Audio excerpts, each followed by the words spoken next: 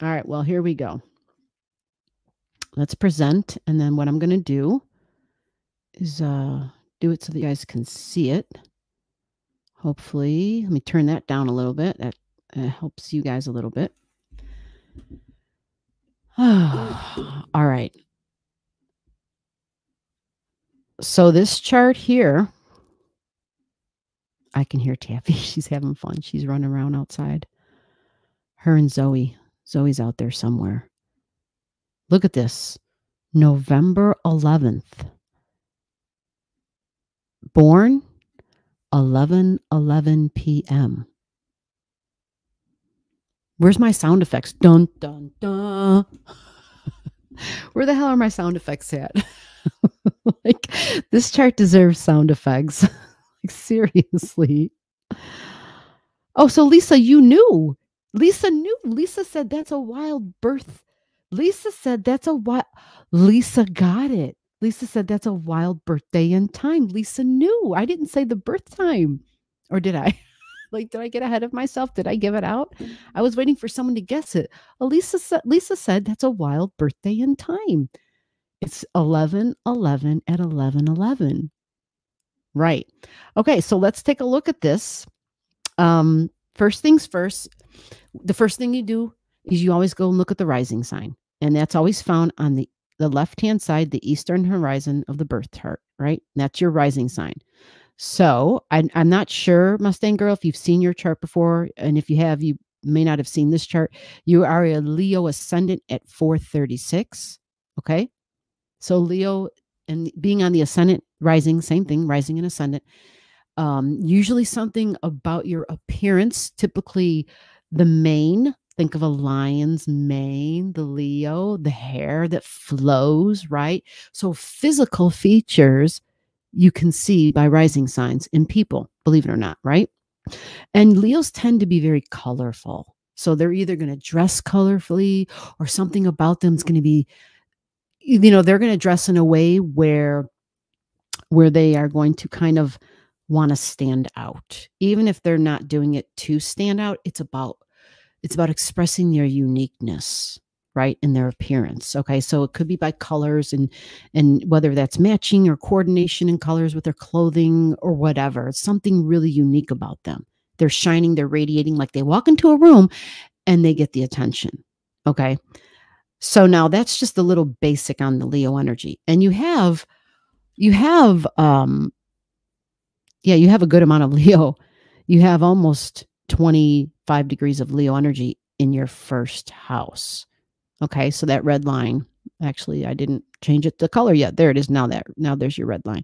So that's your first house energy. Okay, let me extend that color. There we go. Now your second house is kind of fascinating because it begins at 033 in Virgo. And this is really fascinating to me because it's at 0, number one. House cusp lines matter. A lot of astrologers, I've heard a lot of astrologers say the only house cusp lines that matter are angles, which would be like the ascendant and the 4th house and the 7th house and the 10th house. But I have found through my own chart and other people's charts that I've looked at that your house cusp line does matter, regardless of whether it's on an angle or not. Yours is at 0. 0 degrees is a big deal in any sign because it's a point of intensification. And it's in Virgo. And Virgo is all about the details. And it's your second house. So let me change you a color here. We'll do green because its second house is Taurus. Taurus rules the second house. So you have Earth and Earth because you have your Virgo in the second house. So the second house is what I value and who I value. So this person values the details. This person values the details. Okay. They're going to be a big deal. And because it's at 0, it's a pretty big deal. All right. You also have your North Node in Virgo. And that's that little horseshoe shape. Okay. Which tells us that this is something that you're working on in this lifetime. It's kind of like what we would call your soul's goal. Okay. Something you haven't really done yet or accomplished, right? Something you need a little bit more work on. And at the opposite of your South Node is always going to be, at the opposite of your North Node will always be your South Node. And there's your South Node. It's at the opposite, which is Pisces. Okay. So it's at 13 degrees and 1 minute, just like same degrees as your North Node, 13 degrees and 1 minute. Okay. See that? Now your South Node is considered your superpower. So if I'm looking at this chart and I'm like, okay, so this person's got hold on, I got something in my eye. Pisces. This person has a Pisces South Node. So in other words, this is like your soul's memory, your soul's history. It's also in the 8th house. So this is really deep, deep, deep stuff, right? Pisces energy by itself is soul's memory, soul's history. South Node is soul's memory, soul's history. So is the 8th house. There's a lot of depth here in your chart, like an immense amount of depth, of wisdom, of knowledge. This would be like esoteric stuff, like all ancient like rituals and esoteric knowledge and wisdom. It could be, just think of whatever you can think of, fill the 8th house up with all different sorts of things that people would consider like of the occult. They're not necessarily traditional right now, but they may have been traditional practices at one time. Definitely religion and spirituality, because Pisces is that. So this speaks to someone who likely was somebody of the cloth at one time, so they know how to serve and sacrifice. Okay. And real spirituality and religion, but the 8th house means there's wounds from that. So you have a superpower here, but yet there's something deeply emotional, and there might be some wounds from the sacrifices that you've made in the past. Okay. Because that's the 8th house. The 8th house talks about intense, buried, hidden, deep emotions from the past. Okay. And it can be from this lifetime, which means your childhood. It can be from, okay, I don't know what that is. Let me, that is so weird. Let me just draw this. I just wanted you to see the 8th house. I just wanted to draw a line.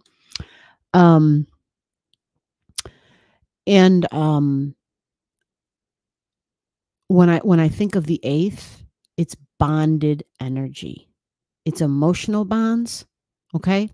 It's bonds that we have with people that we have the energetic bonds with, but it can also be blood bonds. So it can be family members. So when we think of Pisces, energy, spirituality, religion, meditation, movies, fantasy, people of the cloth. So yeah, people that, spiritual leaders at one time. Okay. Intense emotions. So there may have been like suffering, right? And there may have been, because Pisces tends to be the one who sacrifices. So it's like the martyr energy. You follow? In the 8th house, it can be martyr energy. And if it was martyr energy, likely from another lifetime, but we end up carrying some of those themes into the present because it's kind of embedded within the soul. Okay. Okay. So now let me kind of let me look for your sun. I'm sorry. I just go to where I'm drawn right off the bat. And that's how I do it. I intuitively do that. And so I follow it and trust it. We know that 0 degrees is over here, right? Okay, let me get rid of that. Let me get your arrow going again if I can get it activated. Yeah. So we know that 0 degrees is here. Automatically in your chart, 0 degrees is going to be on the house exactly opposite of it. So she has 0 degrees of Pisces on the 8th house too. So it kind of double reinforces a lot of the stuff I just talked about with the 8th house and the wounds from the past and wounds that the soul went through.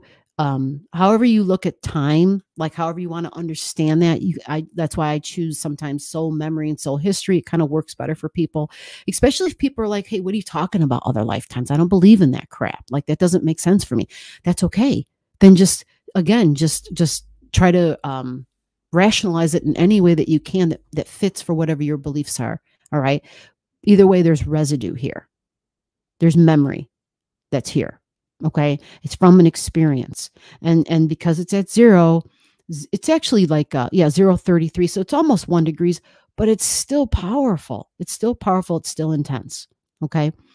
Now we're going to go to find, I was called to go to the Scorpio energy. So that's where we're going. And there's your sun. And let me change the color real quick here. We'll go purple. I don't know. Here's your sun and your Mercury. Mercury's how you think.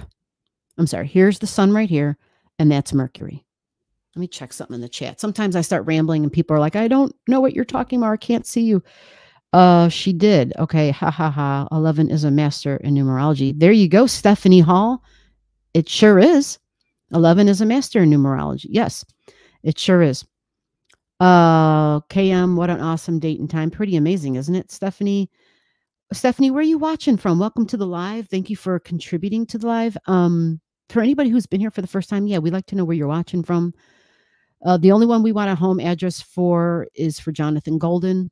Everybody else, you can just say what city or what country you're watching from. Stephanie says, does she have a grand trine in fire? We're going to find out. Never mind. I'm not used to seeing all those glyphs. That's okay. Don't get discouraged. I'm just going to point things out. I know there's a lot of glyphs because I'm insane that way. So just bear with me. All right. Just have patience and we'll walk through it together. We can do this. Do you see that her Neptune is conjunct her Mercury, folks? So what does that tell you? First off, crazy psychic energy, crazy sun in Scorpio at 1949, crazy psychic energy. Her vertex is in freaking Scorpio too, which means people can come into her life and she's just going to know they have a purpose in her life. Remember, vertex runs a line of energy like the nodes. So it runs like that, which means her anti-vertex is like over here. Okay. At the same degrees, but it's going to be in Taurus energy, because that's how vertex works, right? It's the same degrees, just like the nodes. Really fascinating, I have to tell you, MustangGal. I like that part right there is blowing me away, because that aligns up with something in my chart that's at 22 degrees in Taurus and 22 degrees in Scorpio, of course. And it's a significant point, and that's interesting because MustangGal was so persistent with me and so like just persistent in terms of, here's my chart. I know there was a discrepancy. Anyway, came in with all the details. And when I heard her explain things, I'm like, okay, I'm not questioning this. Apparently, I was like, okay, this person knows what they're talking about. They gave me details to back up their theory. We'll put it like that. And so this chart reading right now that we're doing is kind of to either prove or disprove that theory. And so far, the 22 degrees is kind of blowing me away.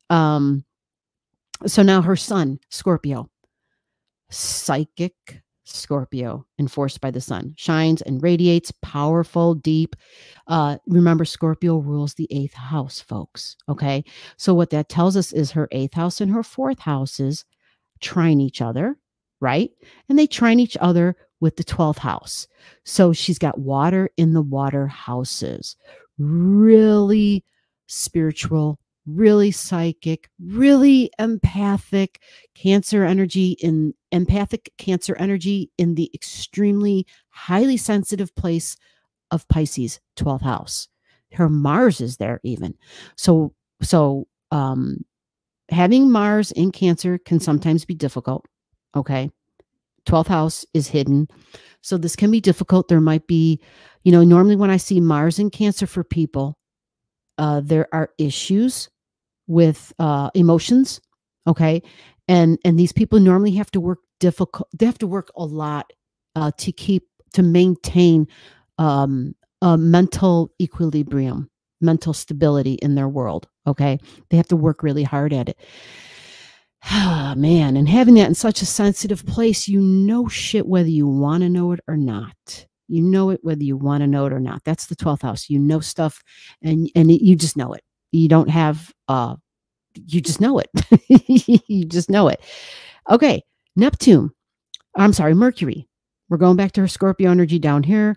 She's got Mercury in Scorpio. Oh my God. It's a retrograde Mercury. Okay. Mercury is how I think. It's what I think about, what I know, how I communicate. Okay. And then sharing that information. That's Mercury by itself. Its job is like, I'm the scribe. I keep track of stuff. And if it's in your 4th house and it's in Scorpio in the 4th house, your 4th house is your home and your family, mom energy, keeping track.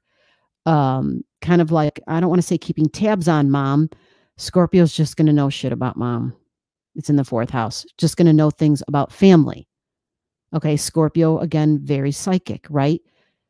Mom, 4th house, family, emotions. You have deep emotions, right? The deep bonds that you have with some family members, possibly deep bonds with mom. And these can be energetic bonds, meaning it can symbolize someone who's really close to mom, but it actually speaks more to the soul history with my mom. Okay, so even if I have a relationship where like I'll use an example because I don't want to pry into someone's life. So I'll just use me as an example. Growing up, I come from a really big family. And so my mom as an individual,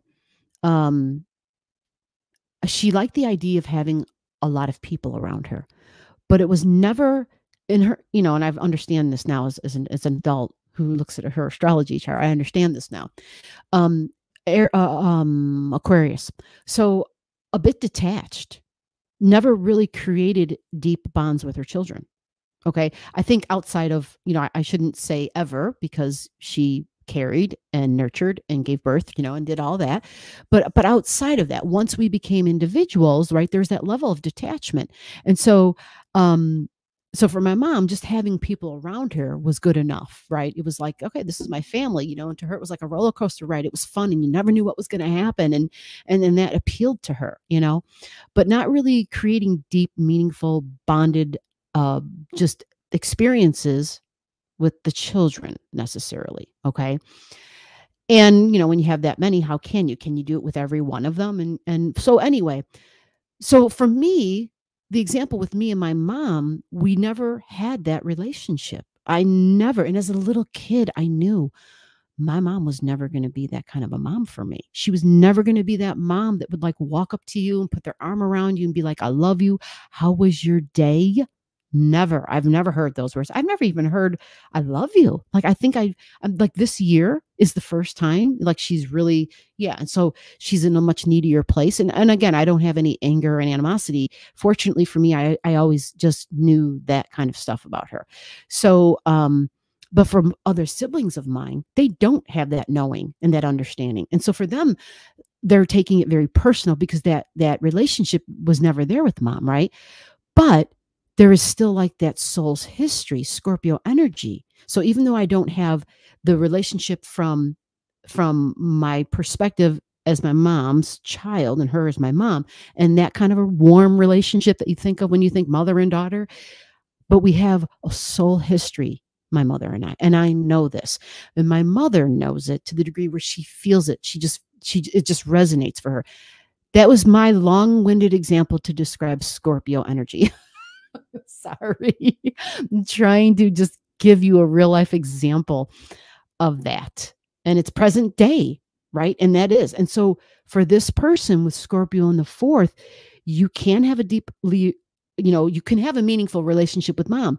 But if you don't have that warm, fuzzy feeling that mother and daughters are supposed to have, right? You have soul history, right?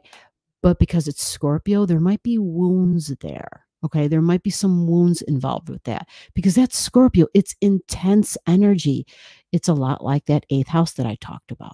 But what's beautiful is your water trines all of that for you. And so that's a benefit for you because you have Estrella at 8 degrees. By the way, your Estrella is like a pit bull. It won't let something go. And that can be really beneficial when the going gets tough, the tough get going and they don't give up. Estrella is great for that. But Estrella's downfall is that when something is complete and over and finished, she won't forget it. She won't just let bygones be bygones. She won't walk away from it. She won't understand, okay, it's over. Like we're done, right? And so that, and just so you know, we all have Estrella somewhere in our chart. So this is not about, trying to singling you out, but I'm just explaining that this Estrella is in Pisces in your 8th house. So you might have a hard time stepping away from that Piscean energy sometimes. The ability to, you may find yourself sacrificing at some point in time or did, okay? And doing it willingly because your Estrella trines your Neptune and your Mercury. They're like almost exact, and your Mercury is about thinking and communications, and conjunct your Neptune, that's more Piscean energy. That is more dreamy, fantasy, sacrificial, Hollywood, meditation, music, drama, even drama. Yeah, this can be dramatic, overly dramatic at times. And Scorpio in the 4th house is deep, deep, deep waters. Those still waters run deep because it's Pluto ruling it as well. Right. Now, the fact that you have a retrograde Mercury means that things are internalized. So this Mercury isn't like broadcasting and sharing, right?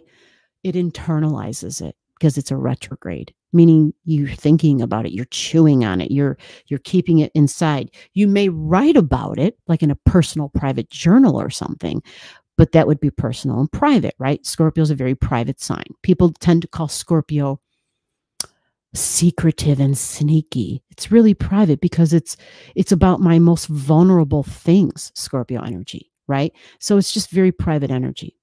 Okay. Wow. Yeah. Your Mars is part of that trine with your sun. You have Mars at 18 up there in Cancer. It's trining your sun. That's powerful. Man, I'm not really sure what you do for work. I haven't even got that far. Somebody asked a question about having a grand fire trine. Let's look at the fire now. I'm still stuck on all the water because it's not just that you have a grand water trine. It's that you have water in the water houses. It's like this person is who they are. Whenever I meet people where they have earth in the earth houses and they have fire in the fire houses and water in the water houses, even if they're not an Aries ascendant, which means all the signs line up perfectly with all the houses that they rule, right? Aries rules the first, right? Taurus rules the second. Even if it's not set up that way, there's something that feels really authentic about them, because it's like, and it doesn't mean authentic as in like they're, I don't know what the word is. I don't want to use the word pure. It's earth and earth. Like, so there's something almost grounded, something where like they are who they are. Like you meet them and you get a good feel for who they are. And it's like, that's who they are. Right. And so I guess maybe, yeah, there's probably a better word. I'm at a lack of words right now for that. Air in the 3rd house, which is normal. So 3rd house, you're talking and communicating. You have significant one-on-one relationships there. Okay. So this is like marriage and business partnerships in your 3rd house. And yeah, I'm just busy looking for a color that I can use to highlight your 3rd house for you. Yeah, there's your 3rd house. Okay. And so this is talking and communication. Yeah, marriage and partnerships, business partnerships, equality, fair and balanced, peace, being the diplomat. God, your chart. There's something about your chart where I'm just like, I bet you'd be a really cool person to just sit and chat with. Like, because you just got like, there's an ease in your chart, right? I mean, you see the big, yeah, somebody asked, I'm going to highlight this. Somebody asked about the grand fire trine, and that's what they see. They see the big blue lines going through all your fire. Yeah, you have that big trine there. But your chart, hold on, let me take care of that. Yeah. Your chart has a lot of, yeah, there's lots of trines. There's lots of trines here. There's air trines, there's fire trines, there's water trines. So what happens is these people, when in general, people who have all the trines, sometimes it can like kind of set us up for, I don't want to say a downfall, but I call it a setup, because when we have trines, things just become easy. Like we don't really have to put much effort forward. And I'm not saying you haven't had to put any effort forward. I'm saying for all of us, whenever we have trines, things just happen. They fall right into our hands. They fall into our lap with minimal effort. So what happens is when we go through an event in life and all of a sudden something doesn't just simply happen, it doesn't just fall into our lap, it feels like a damn mountain. It feels like we got to climb a mountain. It feels like it's an unsurmountable task that we have to take on. And we feel like, how can this possibly be? Like, I can't do this, you know? And maybe not the hopeless part, but the part where it just feels overwhelming and like, there's no way I can do this. It's too much. Like, because we become conditioned to shit just working out, you know? And that's why I always say with trines, especially when I see multiple trines, it sets us up sometimes, you know, because it's not always going to be that simple. Sometimes those kind of charts are prone to, you know, just some not so wonderful things occurring. So let me see if I can see some stuff. Your grand air trine, grand fire trine. Yeah, her Venus, 26 in fire, conjunct the galactic center. Holy shit. Oh my God. So, God, your chart is like blowing me out of the water here. This is a wild chart. Okay, Venus on the galactic center. All right, let me clarify something here. The galactic center in a chart signifies a point. The galactic center is a black hole in our galaxy. And when we astrologically, what does it mean? It's a point of need. Think of the black hole. What happens with a black hole out in space? Anything that comes within a certain distance, it sucks it in like a hoover, like a giant hoover. So that's like a point of need. It's like incoming. It's like I need. I'm constantly looking to receive, right? Your Venus is conjunct that. Holy crap. Venus is what I value, what I love, right? Venus may consider it a point of need.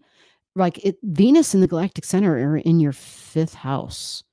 Children, fun, romance, joy, creativity, taking a risk with my body. That's the 5th house.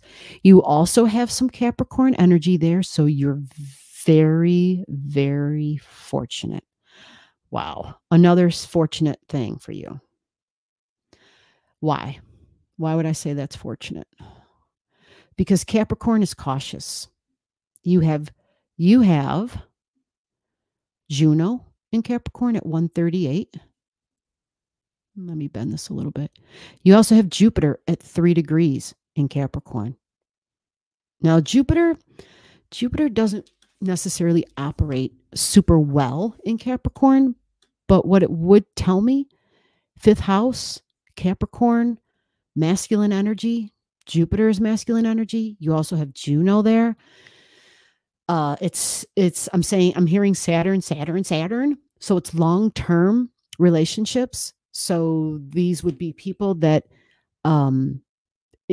because this is serious energy. This isn't kids game stuff like the 5th house is. The 5th house is just having a good time. Let's go out and let's have a good time. Because you have half of your 5th house with Capricorn, it throws in that serious tone. So it can go like from dating to very serious in no time, because this relationship then kind of converts into a long-term relationship, like marriage. Yeah, screams marriage. Yeah, so that's why I said you're very fortunate, because Venus in Sagittarius can be, I'm looking for love, I'm looking for a good time, I'm wandering the universe, just searching and seeking, and your Venus will always be searching and seeking, because that's what Sagittarius energy is. And that's your 5th house cusp line. It begins right here, actually. I should have that in red. Wow, this is such a fascinating chart for me. So yeah, that's actually where your Sag begins. So just so you know, Sagittarius is the seeker. It's always searching and it goes on that journey.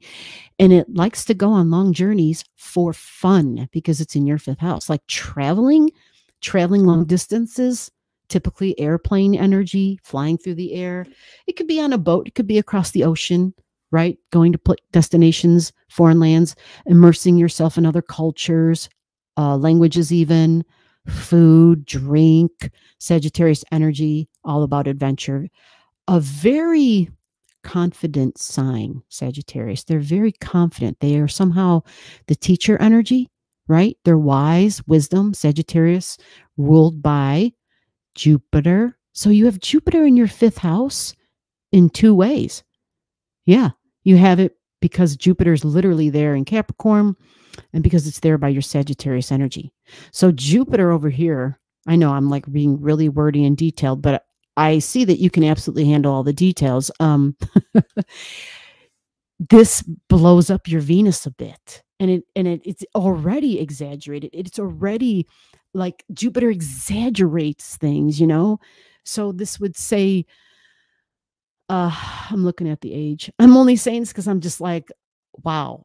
This, you know, I think you understand where I'm going with this without me having to like spill the beans. Like, what is G saying here? Like, yeah, this person's going to be super adventurous with possibly with partners, right? And they could possibly absolutely turn into marriages, absolutely. And you know, the good news is if one doesn't work out, this is like, okay, we go on to the next. It's okay. Like, this is like, this actually sets up, you know, a benefit, because Jupiter is the greater benefic. So it's like a benefit. And your Venus trines your Sedna. This I'm going to tell you because you should know this. Let me change the color on this. You should know this. We all should know this, but because we're, talking about your chart, I don't know if I have any freaking colors left. So we're going to go to black because that'll stand out through all these colors. Sedna is up here. It's this faucet, right? You see that? Looks like a faucet. That's Sedna right there. She creates turbulent waters. All right. She is like this feminine goddess of the sea. And so she can like make turbulent waters. Like sailors would talk about, you know, the goddess of the sea, and the sea goddess is angry because some male has wronged her in some way. Could be like a dad or a brother energy. Okay. Now, because it's in your ninth house, this has to do with the way you believe, right? It's your belief system, ninth house. This is also the placement of travel, by the way, that I talked about down there when in your fifth house of Sagittarius energy. That's this ninth house as well. So, right, you're hearing me repeat some themes because that's how astrology works. Themes do repeat, and they can be shown by house placement and by signs and planets. You follow what I'm saying here? So this Sedna, who can create turbulent waters, she trines your Venus energy. It's a trine. I know I drew the line in black, but it's a trine, and it's almost an exact trine. So I want you to just be aware of that. And I want you to see your moon. I didn't point this out to you yet, but you have a moon in Leo at 2652. Holy crap. The moon is your emotions. It's your family. It's your feelings. It's what you need for your emotional security. It's in Leo. Children, fun, romance, joy, creativity. That's Leo energy. And yes, that's the same as your fifth house. Okay, that's the same as the fifth house energy. Emotional needs. Your moon at 2652, this gives us a trine again to your Venus, right? Yep. A trine to the Venus by the moon. Yep. Partners, romance, adventure, physical, very physical. Sagittarius in the fifth is very physical. It's a very physical placement. Very physical sign in a very physical house. Fifth house, taking risks, right? Leo energy is the fifth house. Taking risks with the body. That's all Leo. And here's Taffy, like on cue, cat energy. Now, next to your moon is Uranus. Uranus is next to your moon. So new. Uranus likes new, daring, exciting, unconventional. Uranus is right next to your moon. Remember, moon is your emotional needs. Okay. So there's something as far as your appearance, first house, because that's your first house is your appearance. Your moon is there, and so is your Uranus. Something about you looks, your appearance, something about your look is going to be different. It's going to be unique. It's going to really stand out. It's going to really stand out because Uranus is there. Now, Uranus typically, maybe you look smart. Maybe you look like a scientist. Maybe you look, there's just something very quirky, something very unique about you. It's in Leo, so that maybe it's the hair. Who knows? We already talked about the ascendant in the hair, right? And the appearance and the colors, something that looks just really grabs people's attention. Leo energy is also like the performer, like Pisces energy. So sometimes we may look like we're wearing a costume, like we've got a lot of accessories. We're into hats and all, and just all the things where we're really done up from head to toe. Let me go get this cat before she drives the rest of the house into a whatever. Hold on. Okay, girlie, I'm coming.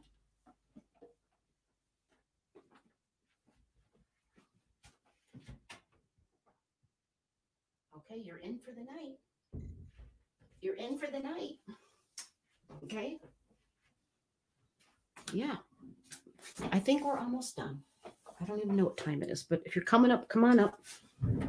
Are you coming? Are you coming? You gonna go to sleep? Oh yeah, she's tired. She just gave me that look like, this is my bedroom. What time is it? Oh, she's right. It's almost time. This cat knows. This cat, when it's 6 o'clock and she knows it's dinner time, she's got an alarm clock in her belly. I was talking about Leo energy and how they can appear like they belong on a stage, theater. Leo energy is also like about comedy. They're funny as hell. So you can probably be funny as hell because Sagittariuses can tell some stories. They are really good story. They can be great storytellers, but like have a funny spin on stuff because they tend to exaggerate in the way that they communicate. But yeah, Leo is the comedian, stand-up comedian, really smart people. Really smart people. I mean, the best comedians are super smart. Oh, wait, hold on. We got a cat. Come on. Okay, big girl. Okay. Come on, let's turn you around. Come on over here. Relax. Let me check the chat because I have been babbling on and on and on. So there's a lot of markings on this chart, and let me stop for a minute and let's go do let's see. I'm a same. My mom was exactly that way. You're one of 10? Get the hell. Wait a minute. Let me go to your chart. I have to see this in the chart. I have to see the 1 of 10. Oh my God, I should have checked this earlier. This is too crazy. 4th house. Okay, Mercury, lots of siblings. Retrograding. You don't have Jupiter in the 4th. Wait, siblings. Let's go to your 3rd house. Okay, so I mean, in my chart, I have Jupiter in my 4th house, and I have 11 siblings, and I have Jupiter in my 4th house. So that's an easy read for me. Your 4th house. Okay, maybe. Yeah. I see a lot of Scorpio. I see the sun. Yeah. Okay, so that has me kind of on the puzzled side. Your 4th house, how it was at home. Siblings, your 3rd house. There's nothing there that talks to me about a lot of siblings in your 3rd house. That's crazy. Yeah, your chart is so wild. I'm a retired microbiology technologist. That makes sense. Yeah, we didn't even talk about her freaking midheaven, guys. Like, we didn't even touch the damn midheaven yet. Like, how can that be? Of all the things, all the things that are a big deal, the midheaven is also one of them. And we didn't even go there. She's got Taurus at her midheaven at 2 degrees. Microbiologist at the midheaven? I have no idea. I think her Virgo superpower, right? Her superpower, Virgo energy, 0 degrees. She's got Pluto in Virgo too. It's the second house. So, details are going to be important. And digging. Pluto is the ultimate researcher. I mean, like a crazy ass. It's the rotor-rooter of the zodiac. It's the master detective. And that's also 8th house energy. 8th house energy is also the rotor-rooter and the master detective. And so this person is like South Node, digging, keeps digging, keeps digging. So same. My mom was exactly that way. Well, there you go. Okay, I got that part. I'm blown away. I'm able to work. Let me do this over here. Okay, Taffy. I'm able to work on many different instruments, machinery. I can pick up musical instruments with ease. Oh man, I know. I see it. Like it's obvious. It's common sense. Those water houses, water in the water houses, Pisces is sound and music. Yeah. And yes, I have wild long hair and very green eyes, a wild spirit to match. Yeah, I don't doubt. That Scorpio stuff. Yeah. You are in Alabama? So where exactly is, what is it called? Lillian. That is so crazy. We had Alabama in the house earlier tonight. I'm not making this up. We had Alabama. They didn't put it in the chat that that's where they're at, but we had Alabama and they're, well, I won't say where because they didn't put it in the chat. And so that's not my business to put that there unless they put it there themselves. I don't want to give things away. But anyway, we have people here. And so, oh, okay. Just outside of Pensacola. Okay. All right. So you are East Alabama. Awesome. Okay. Wow. Pretty wild. Okay. Well, so do you feel like without a doubt that this is your chart? I mean, like, do you feel that this time of birth is accurate? Because that was the big deal with this chart, right? The big deal was, is this your birth time? Like that was the thing. You were told one birth time because you didn't have a birth certificate with the birth time on it. A very close family member told you something else. And then I knew when you told me that you could remember things at a certain time in your birth, not birth, in your childhood. I knew another person who told me some of those very similar things. And I knew Virgo energy. I knew right away Virgo energy was prominent, should show up in a very prominent way in your chart. Because you were able to, you were able to recollect a time. And Virgo, holy shit, man, they can remember certain details about certain things and anything, right? Virgos are really good with dates on the calendar, scheduling, organizing. Like that's a Virgo superpower. That is a Virgo superpower. The interesting thing that I'm seeing in your chart is that your superpower that I mentioned, hold on, where the hell is it? The interesting thing is your North Node. And what we talked about as your superpower, that right there, it doesn't have anything next to it. So let's look in Earth to see if you have anything. Oh, you do. You do. Again, more ease. More ease. I always tell everybody that astrology will take away the awe factor of your life. You know what I'm saying? If people were impressed with you and accomplishments or whatever, how sometimes we see people like we're starstruck, right? They're like so good at this one thing and we're like, oh my God, I can't do that. How do they do that? I can't fathom. It just blows, like, you know what I mean? Like we're amazed by people, especially, people who are, like I said, starstruck or whatever. But once you look at their chart, it really puts us all on a level playing field.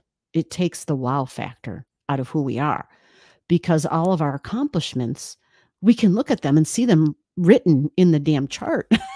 So it's like, who really gets credit for this? You know what I mean? Like you came in this way. And so it's like, here it is. You accomplished your north node. Normally when someone doesn't have a thing, and this isn't to be like, I'm just keeping it real. Okay. When a north node is in someone's chart and it doesn't have a planet, okay, for some reason the arrow doesn't want to move.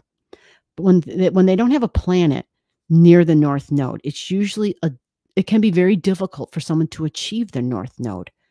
Difficult because their south node is their superpower. So the opposite of your superpower means this is something you just don't know how to do. And you're really trying to develop that skill in this lifetime. However, you have Saturn. You see, it's trining it. Your north node trines Saturn. So this has never been a problem for you. Like, again, my arrows, everything is like not working all of a sudden. I'm just like, okay, that must be that the time is up. Your Saturn's at 14.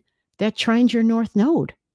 Saturn represents work, daily routines, and because it's in Capricorn and it's Saturn, that's a really strong placement. Saturn rules the sign of Capricorn. So it functions really well. This is a hard worker. This is a responsible worker. This is someone who could be the boss. This is someone who can work for a corporation. This is someone who could run the corporation. A sixth house is normally managing. Like I can manage other workers, right? There's other people that work with me that I can actually oversee in some way. Great organizational skills.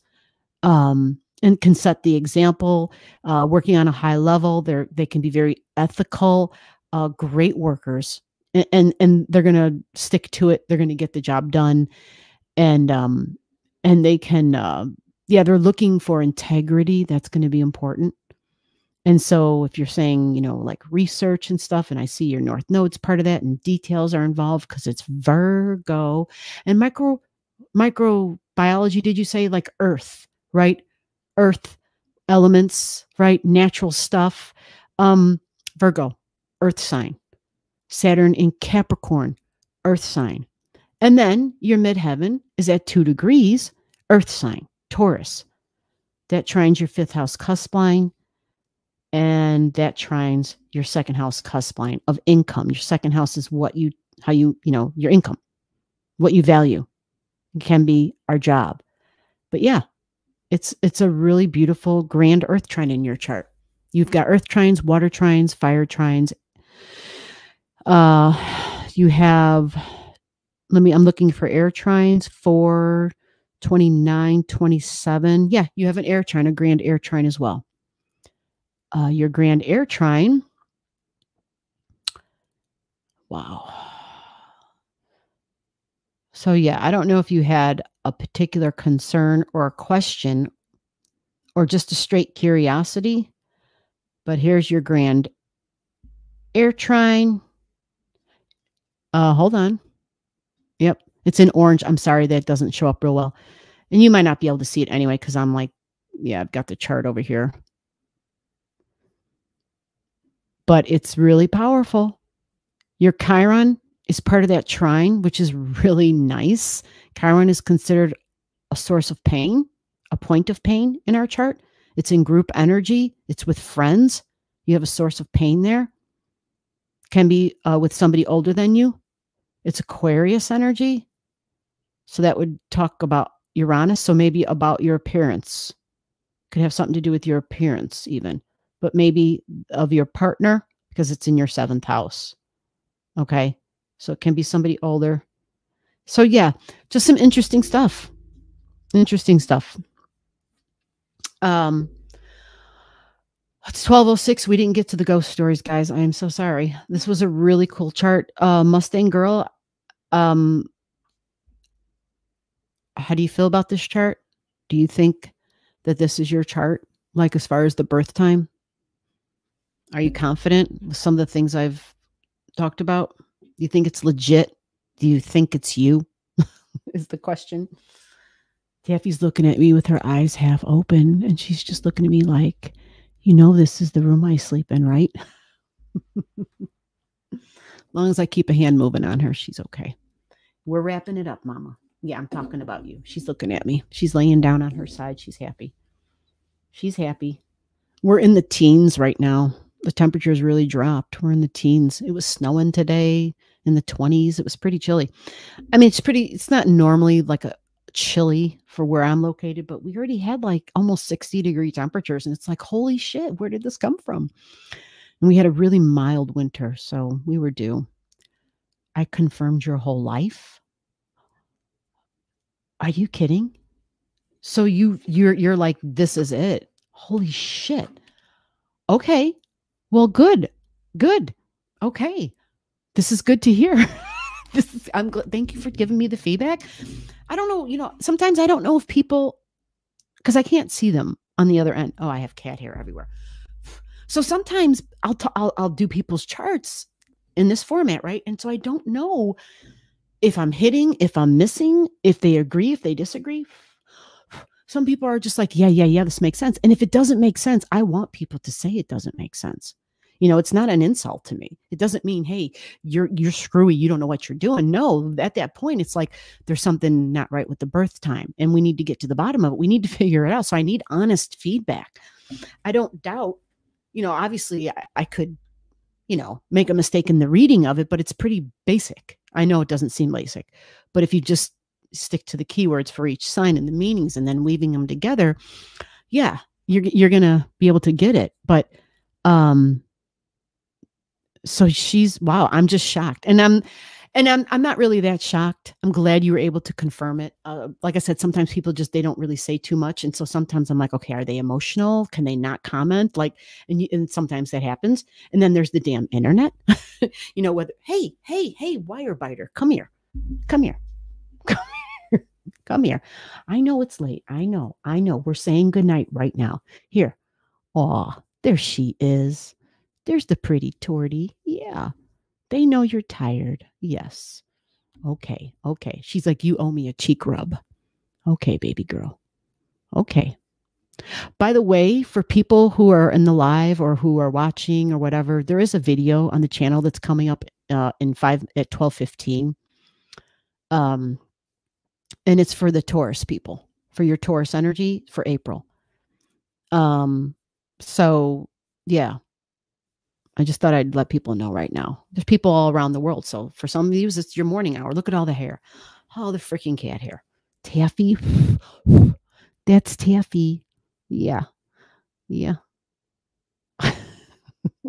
She's like, do you see her look at me like, what is your problem? Why would you stop rubbing my cheeks? Because I wanted to go like that with your cute self. That's why. Okay. Well, I am really glad that that this works for you. I'm really glad. And I really had a strong feeling when you came back to me. Thank you, KM. I love that you do this for your followers. Yeah, absolutely. That's how we learn. Again, this isn't my knowledge in your hands. This is your knowledge of who you are in your hands. You know what I'm saying? And this is the ancients. This is the beautiful sacred science that they have tracked and recorded for us to stand the test of time. And the age of Aquarius is astrology. It's the age of the knowledge of you being put into your hands, remembering who you are. Yeah. Okay. Are you coming back? Or are you just giving me all butt? Come on, turn around. Hey, I know the wires are over there. So, like I was trying to say for the 100th time, your email, when you came back with the reasons of why you felt so certain that this was your birth time, I just was like, okay, this person knows what they're doing. Like, I don't need to question this any further. There she goes. All right. So KM, I'm not sure what timeline you're on because you're in freaking Australia, right? Oh, I know this is a hard timeline for you. I know Anthony comes in and yeah, isn't it like early morning for you right now? Mustang chick, that's so wild that anyway, just really wild. Really wild. And so for your pinpoint accuracy, just so that you know, I'm gonna give you a little piece of information here about your chart. There were multiple things in your chart that I saw that that confirmed. And just so you know, I didn't look at the chart until tonight. I didn't look at it. I didn't, because we were still in communication in the email, right? So I never know for sure what's going to happen. And I have so many people's charts to look at, and I have to like pick and choose, and I have to pick and choose according to who's staying in touch with me. And I didn't hear from you. So I never drew the chart up. You follow? I didn't, because anyway, people will leave me hanging, and I spend time looking at a chart, and then I never hear from them. And I'm just, okay, that's a waste of my time. And my time is valuable. So, oh, it's 4:11 p.m. Oh, that's not bad. Okay, great. So next Saturday, be first in line, and we'll get you in here. Yeah. It's 9 p.m. my time. I did have to start a half hour late this night. I'll get a reply. Oh, no, don't worry. No. Okay. Yeah, don't worry. I'm just speaking in general that, I wanted you to see something about your chart really quick. I know I'm ending the live right here, and I told Taffy we're ending, but I have to point this one thing out. And it's just about not the coincidence. It's about all your intuitions, like psychic ability, empathic abilities. Yeah, the Scorpio stuff just through the roof. The Pisces stuff through the roof. Just crazy, right? This 8th house, speaking to dead loved ones for people, mediumship. Okay. Keep that in mind. Not sure if that's something you're ever interested in. If you are, go for it. Like absolutely 100%, 1,000, like trillion, million, quadrillion. Taurus at your midheaven, same thing. But I also want to tell you something. Your Taurus at your midheaven at your 2 degrees, that's my Mercury. Is that shitty? Is that crazy? Is that crazy? That is my Mercury. My Mercury is at your midheaven. That is so crazy. Yeah. And that's, yeah, I won't go any deeper. We'll leave it at that for right now. So yeah, you've never seen my chart. You don't know that, but a part of you knew to contact me and to whatever. Okay. So it's just really wild. It's really wild. You are welcome. Well, I'm glad that you were overwhelmed by my accuracy. That's a good thing to be overwhelmed by. And you are welcome. You are absolutely welcome. We're going to end because Taffy is like, come on, get the hell out of my room. I want to go to sleep. So I get it, Taff. I get it. But thank you everybody for coming to the live. Thank you for, understanding my delay tonight, because I'm still helping out in any way I can with my mom. And so KM, I see you got comments all over the place, which is great. I get you a reply about it. KM,